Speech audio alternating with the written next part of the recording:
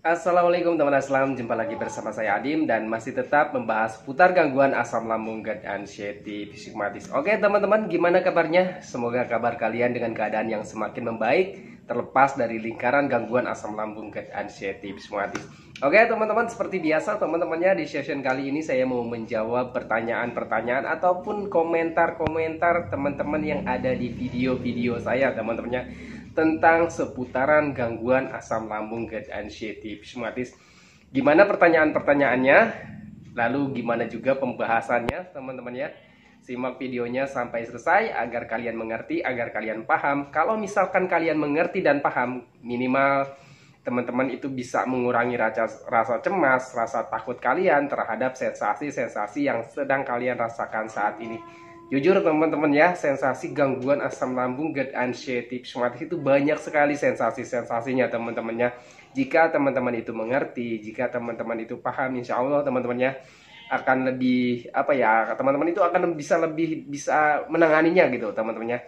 Dan buat teman-teman yang mau bertanya tentang seputaran gangguan asam lambung, GERD, anxiety, psikomatis, alangkah lebih baiknya kalian itu juga simak dulu video-video saya yang terdahulu teman-temannya.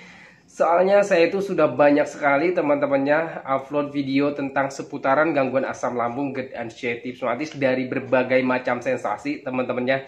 Terus gimana cara menangani setiap sensasi yang hadir, videonya sudah ada teman-temannya. Kalian tinggal simak aja, klik di bagian profil saya, di bagian lainnya ataupun di bagian video teman-teman. Kalian simak, scroll aja di akun saya teman-temannya. Di situ sudah lengkap teman-temannya pembahasan yang ini yang itu semuanya sudah ada, kalian tinggal cek, sesuaikan aja gitu teman-temannya. Oke teman-temannya, kembali lagi ke pembahasannya. Di sini saya sudah screenshotkan teman-temannya beberapa pertanyaan.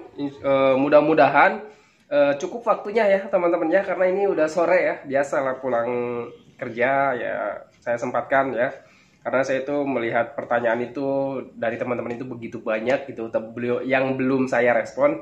Jadi saya usahakan menyempatkan bikin video, karena kalau misalkan di kolom komentar itu kalau misalkan saya balas satu orang teman-temannya, terus hanya yang tahunya cuma satu orang gitu teman-teman, sedangkan pertanyaannya banyak gitu teman-teman, dan hampir setiap pertanyaannya mengalami pertanyaan yang sama gitu teman-temannya. Oke ya, lanjut ya. Assalamualaikum Adim, kulit kakiku kering dan moodku belum stabil, masih sering cemas. Nah ini teman-teman ya, pertanyaan yang pertama dulu ya, untuk kaki kering ya, kulit kaki kering ya, ini teman-temannya sering sekali ya diperhatikan gitu teman-temannya. Jadi orang-orang yang terkena gangguan asam, GERD, anxiety, psikomatis itu sering sekali memperhatikan fisiknya teman-temannya, terutama di bagian kulit ya teman-temannya. Jadi pengalaman saya, teman-teman saya juga mengalami itu, bukan hanya di kaki saja sih sebenarnya teman-temannya. Untuk kulit kering itu hampir ya teman-temannya, hampir di semua anggota tubuh kita itu mengalami kulitnya kering, bahkan pucat, terus juga ada gatal-gatalnya. Kenapa bisa seperti itu? Yang pertama, teman-temannya, kita harus memahami kita itu sedang terkena gangguan pencernaan ya.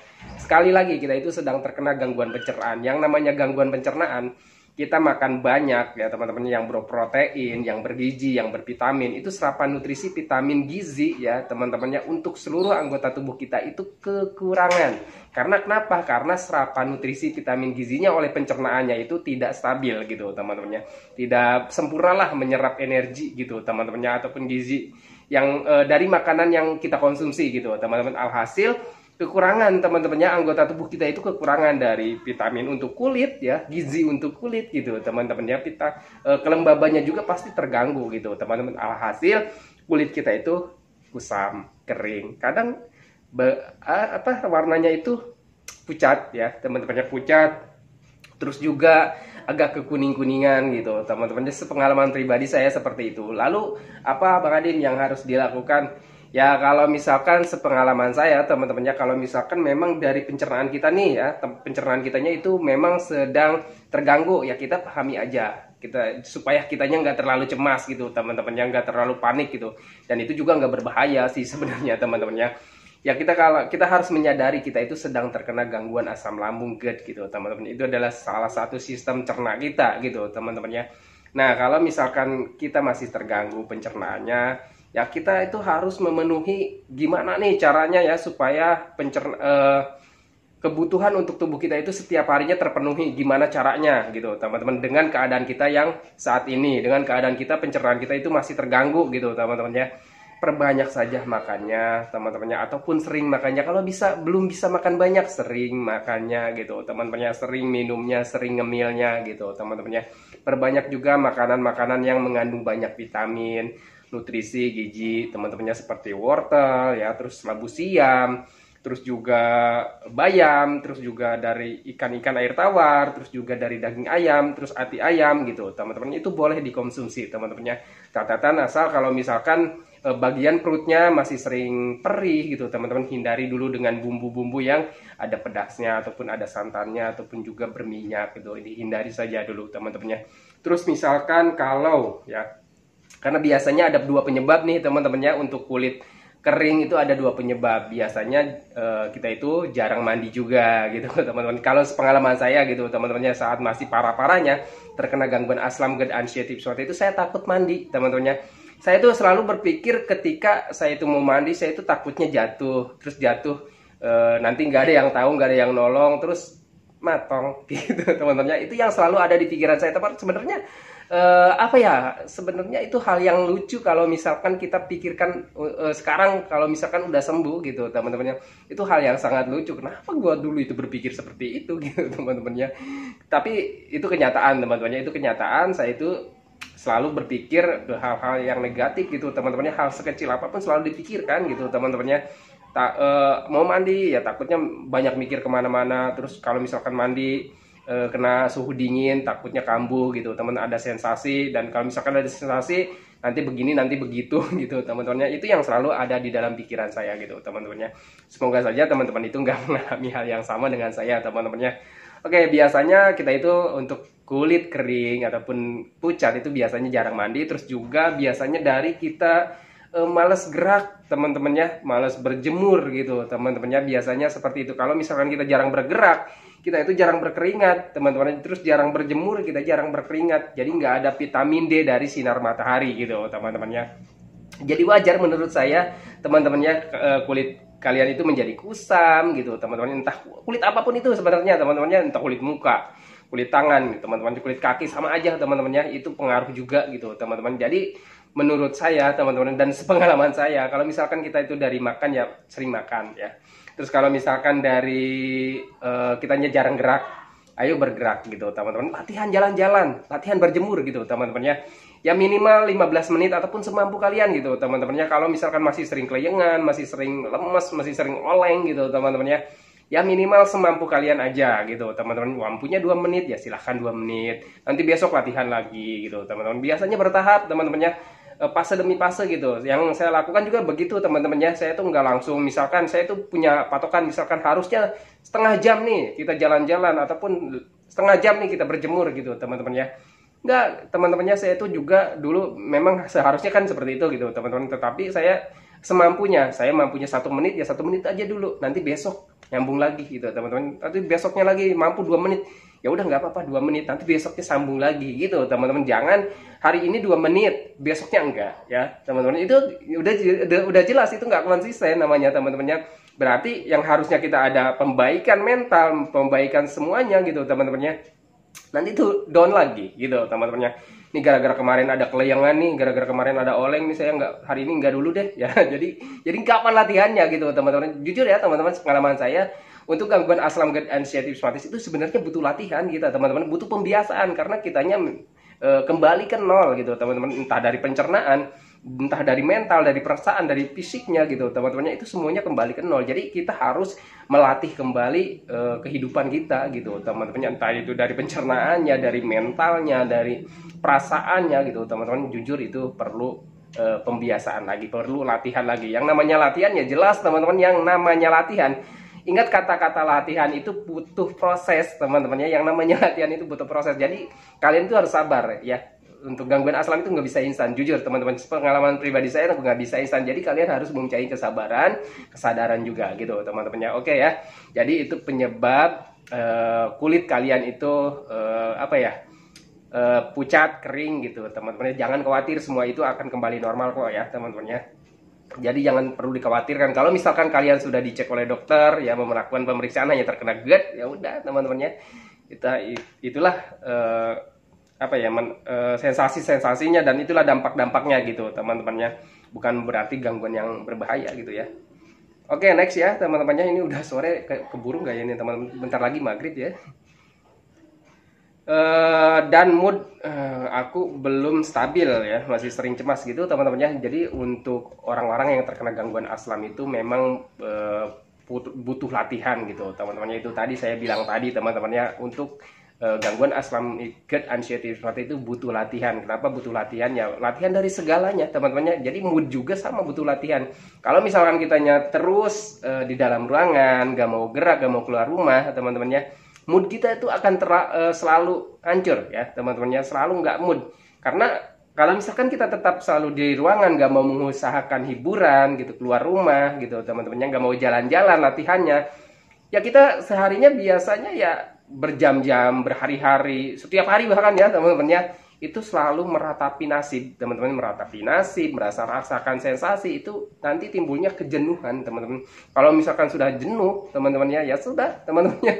Jadi kalau misalkan jenuh itu berbagai macam perasaan itu hadir semua teman-temannya, entah kita medisnya pasti kita rasakan gitu teman-temannya, juga psikisnya, moodnya jadi nggak stabil gitu teman-temannya. Kalau memang pengalaman saya teman-temannya, orang yang terkena gangguan aslam itu semuanya sensitif temannya.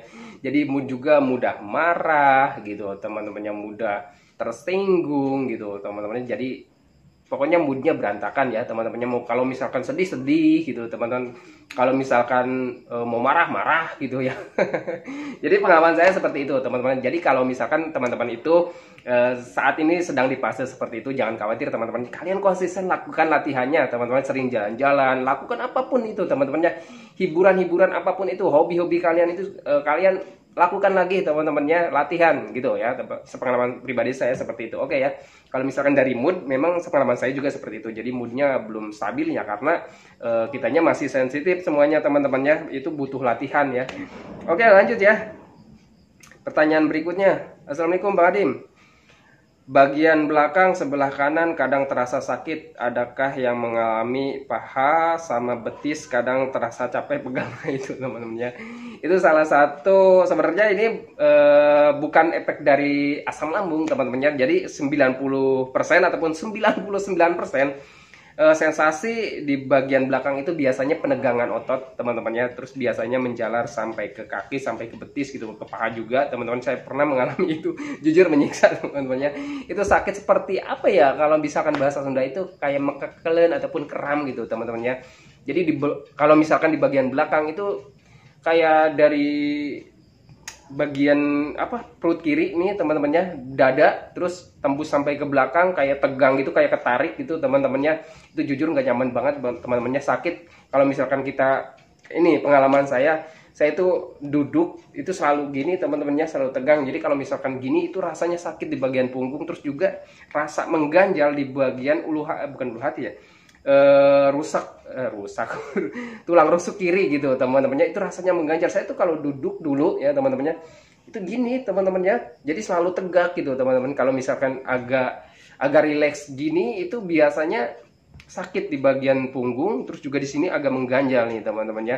Kadang di sebelah kanan juga sih teman-temannya. Kalau misalkan, kalau menurut pengalaman saya biasanya kalau di bagian kiri mengganjal terus agak sakit gitu teman-teman, itu biasanya gas ya. Di bagian kanan juga sama sih sebenarnya, biasanya pergerakan gas gitu teman-teman, gas yang masih berlebihan gitu teman-teman. Oke, jadi seperti itu teman-teman. Kalau misalkan kalian mengalami dari punggung teman-temannya sakit ya, itu biasanya penegangan otot ya. Penegangan otot itu efek dari kitanya kurang gerak sebenarnya teman-temannya. Terus juga efek dari stres. Kalau misalkan kita stres, itu seluruh anggota tubuh kita itu mengalami penegangan ototnya teman-temannya.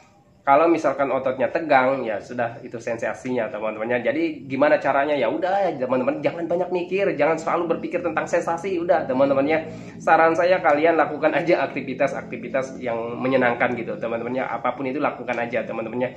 Relax aja. Sensasi-sensasi yang kalian rasakan saat ini itu bukan sensasi yang berbahaya. Kalau misalkan kalian sudah di tag ya oleh dokter hanya terkena gangguan aslam ataupun GERD, dipepsia, ya udah teman-teman, kalian percaya saja dan yakin saja dengan diagnosa dokter gitu teman-teman ya. Oke, lanjut ya. Ini udah mau maghrib ya. Mudah-mudahan nggak keburu maghrib ya. Aku tinggal bootnya belum stabil, udah dibahas ya. Terus bang, tangan kelihatan kurus kering, telapak tangan agak kuning, perut sebelah kanan ada seperti gerak-gerak. Nah, untuk misalkan di bagian perut itu seperti bergerak-gerak, itu biasanya juga penegangan otot, teman-temannya. Penegangan otot untuk orang-orang yang terkena gangguan asam, GERD, anxiety, psikosomatis itu bisa di mana aja, teman-temannya. Bisa di kaki, bisa di tangan, bisa di dada, bisa di jidat, bisa di kepala gitu, teman-temannya. Bisa di mana aja, bisa di bagian perut juga, bahkan di bagian di dalam perutnya itu biasanya seperti kedutan gitu, teman-teman. Ya, memang kedutan sih sebenarnya, teman-temannya. Itu biasanya kedutan itu efek dari penegangan otot gitu, teman-teman. Terus kalau misalkan bergeraknya seperti berputar seperti ini, itu biasanya gas gitu, teman-teman. Saya mengalami itu. Terus gimana cara mengeluarkan gasnya? Kalian kompres pakai air hangat yang dimasukkan ke dalam botol kaca. Kalau misalkan itu gas ya, kalau misalkan itu gas. Tapi kalau misalkan dari penegangan otot ya udah, teman-temannya. Jadi kalian itu jangan banyak mikir gitu, teman-teman. Kalau misalkan dari gas, kalian kompres pakai air hangat, dimasukkan ke dalam botol kaca gitu, teman-teman. Digelinding-gelinding aja seperti ini, teman-temannya. Terus kalau misalkan gasnya di bagian perut sini, teman-teman, di bagian kiri, minum air hangat pelan-pelan supaya terpicu jadi sendawa. Terus kalau misalkan di bagian perut bawah ataupun di sini, itu biasanya udah di bagian usus gitu, teman-teman. Biasanya itu dibuang ke belakang ya, biasanya buang angin gitu, teman-temannya. Itu pengalaman saya seperti itu, teman-temannya. Jangan khawatir, itu semua bukan hal yang berbahaya, teman-temannya. Kalau misalkan pergerakan-pergerakan seperti itu biasanya pergerakan gas ataupun pergerakan kotoran ataupun juga kedutan dari penegangan otot gitu, teman-temannya. Terus kenapa bisa sangat terasa ya? Kenapa bisa sangat terasa? Karena tubuh kita itu sedang mengalami benar-benar sensitif. Kenapa bisa sensitif ya? Karena kitanya ada trauma gitu, teman-temannya. Kalau misalkan kitanya ada trauma, ya di awal-awal terkena gangguan asam, itu biasanya pikiran kita itu jadi kemana-mana. Kalau misalkan pikiran kita itu selalu berpikir ke hal-hal negatif, sudah jelas teman-temannya, itu sensitif tubuh kita itu semakin meningkat karena tubuh kitanya waspada gitu, teman-temannya. Kenapa tubuh kitanya menjadi waspada? Ya karena pikiran kitanya selalu mengarah ke hal yang bahaya gitu, teman-temannya. Jadinya kalau misalkan tubuh kita mengarah-ngarah ke hal yang bahaya, ya tubuh kita itu pikiran kita itu selalu mengarah-ngarah ke hal yang bahaya, jadi tubuh kita itu makin sensitif gitu. Pengalaman pribadi saya seperti itu gitu, teman-temannya.